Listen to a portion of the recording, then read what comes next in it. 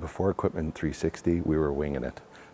No, before Equipment 360, assigning tasks was pretty much when they came in, and you had to try to, from memory, try to figure out how many jobs that mechanic that you had in front of you had on his plate.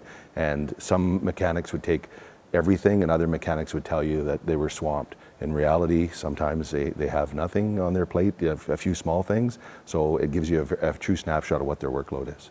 Before Equipment 360, I believe there was a lot of requests that were never captured. It was word of mouth a lot of times.